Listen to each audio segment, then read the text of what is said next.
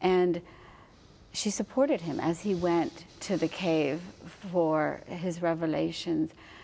And when he came back with these various revelations, they were ones that improved the status of women in the 7th century.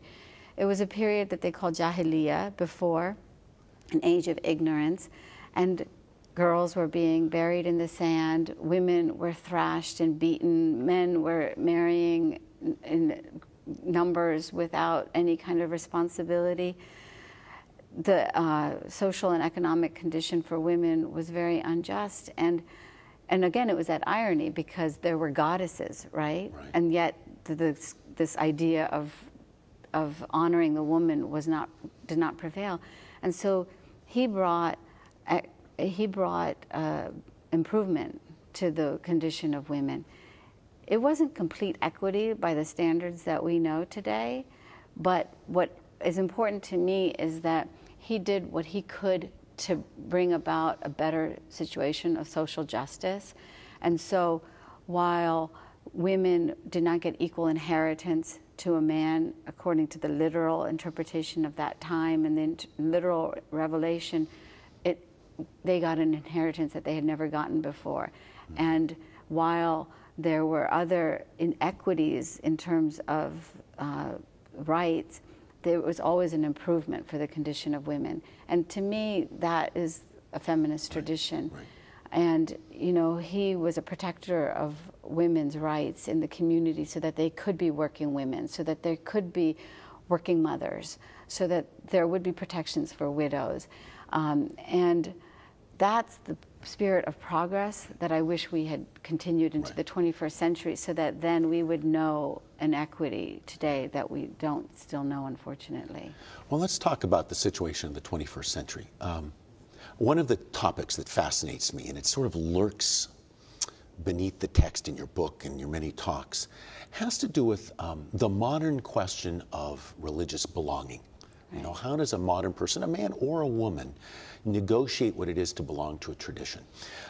It comes up in your book in a number of ways. One of the most provocative ways, and I think this is perhaps one of the most important contributions that you have made to the discussion of Islam in the United States, is your very frank treatment of sexuality, sexual ethics, how it's treated in the Islamic tradition. You're very honest about the fact that you had a sexually active past and you had a child outside of marriage, you know, in some ways because of abandonment and so on and so forth. You make a statement in your book that I think is interesting. You said, and you're talking about the question of sex and sexual morality, everyone has a choice. Either we figure it out on our own, what we believe about sex, or we accept religious authorities' edict about it. Now, what interests me about that is whether it has to be either or. Right. In other words, is it I'm either on my own, I choose what I want to believe, what I don't want to believe, what I do want to do, what I don't, or somebody out there tells me what I'm supposed to do? Right. Or is there an in-between? Is there another way of engaging one's tradition, engaging religious authorities, without having to abandon the role of conscience and personal freedom? I completely agree with you. And I think since I wrote those words, I've felt an evolution inside of myself also. I wrote those words at a time when I really didn't have much hope for institutional religion to give us the sort of compromise that I felt like we needed to be able to live as human beings on this earth under religious authority. But what I've seen since then is that, in fact, yes, if we engage these institutions that are creating the rules, that are creating the dogma, that is in confrontation sometimes with our inner conscience, we can create change. And this has been true now, I realize, through the history of religion. And this is our mandate, too, as citizens in our world today. So that we don't have to abandon religious institutions, but we as people then can actually try to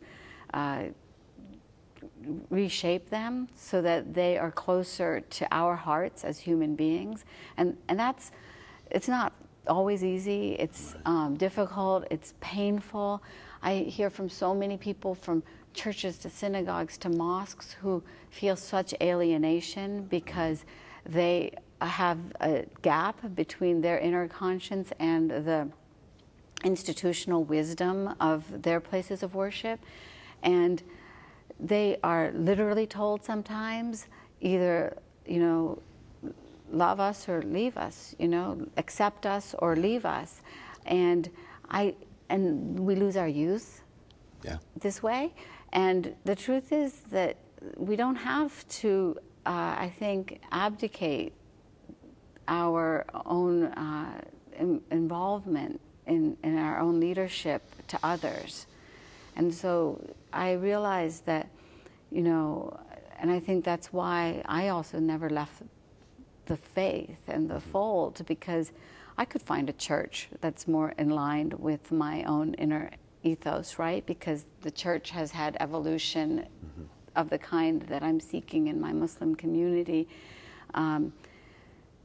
But the truth is, inside of Islam, I'm convinced that we can also create that kind of institutional change. And the reason why I say it too is because of all of this agitation that we're doing out here in the world, in our little the trenches, from Morgantown, West Virginia to Toledo, Ohio. I feel like we're having change, so that great institutions of Islam, from Al-Azhar to the Saudi Fatwa Council, are shifting. Right. We're causing them to shift, just like I believe that ordinary Catholics are doing the same to the Vatican. Right. And that's our duty, I think, if we are going to accept responsibility inside of our religions. Yeah. No, I appreciate the way you put that. I often think of that middle way. My own image for that is, not going it alone, nor servile, obedience to external authority, but wrestling with the tradition, engaging it. Right. Even when we're critical of it at times. And it's so, for me to come to Toledo then and to see how our Muslim community has done that wrestling and is engaged in it to this very day is really inspiring, because it's painful on many levels.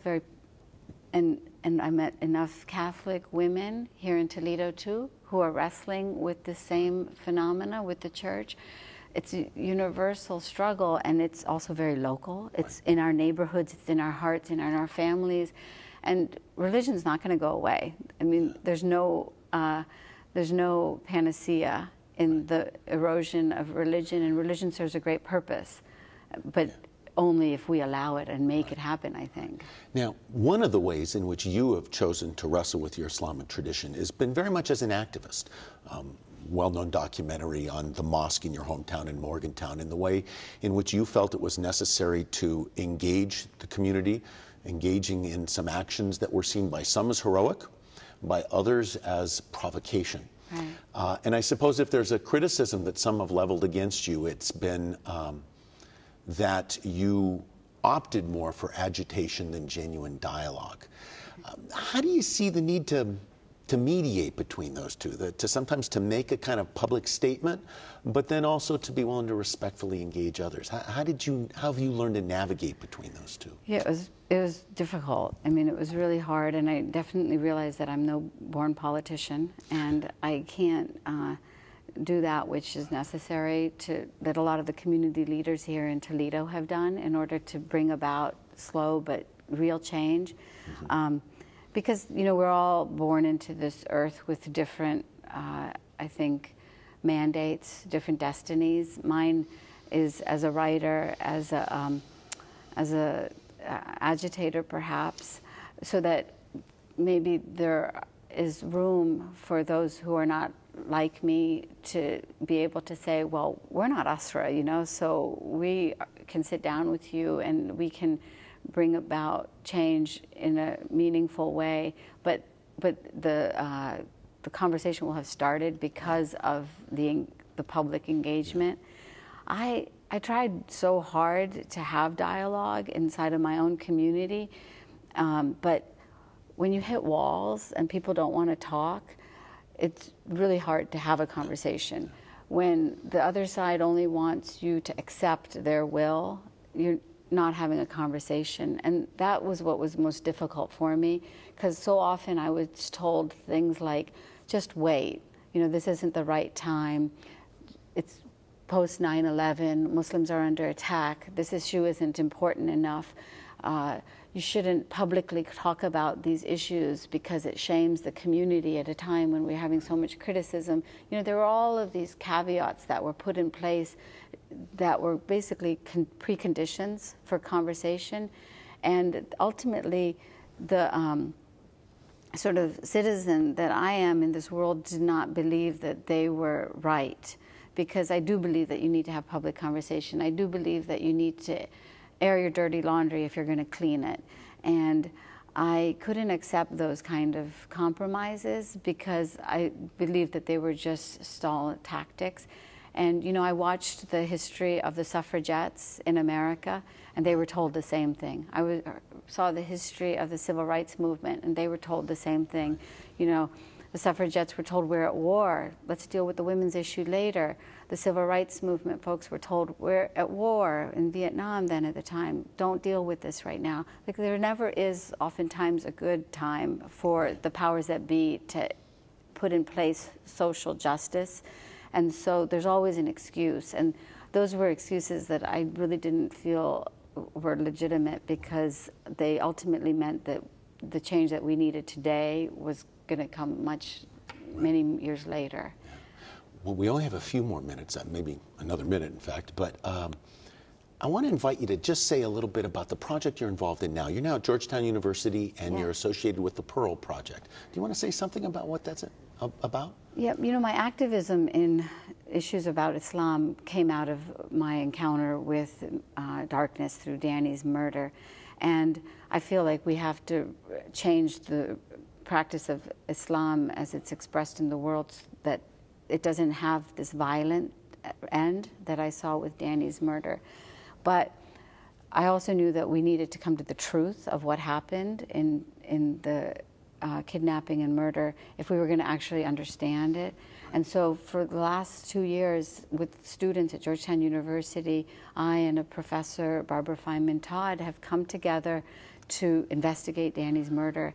And in it, what we are able to do, I think, is draw important lessons of how radicalism has come out of Pakistan that are as true today as they were 7 years ago.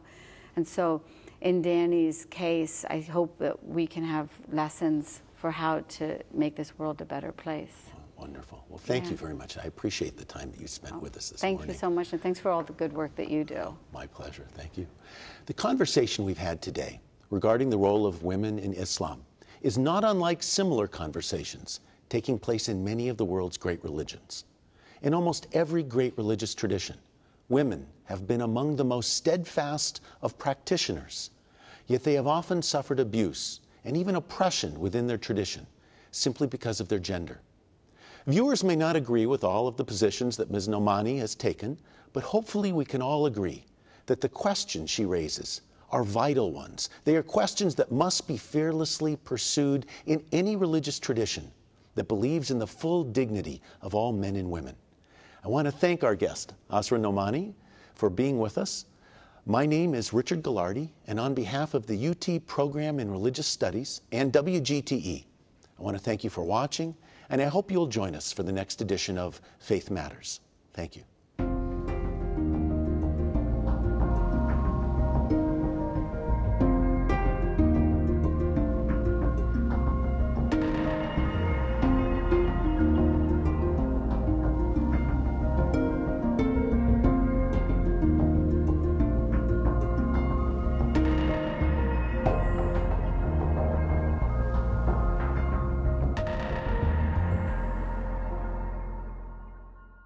Faith Matters is made possible through the generous support of the Ohio Humanities Council, a state affiliate of the National Endowment for the Humanities, and by contributions to your PBS station from viewers like you. Thank you.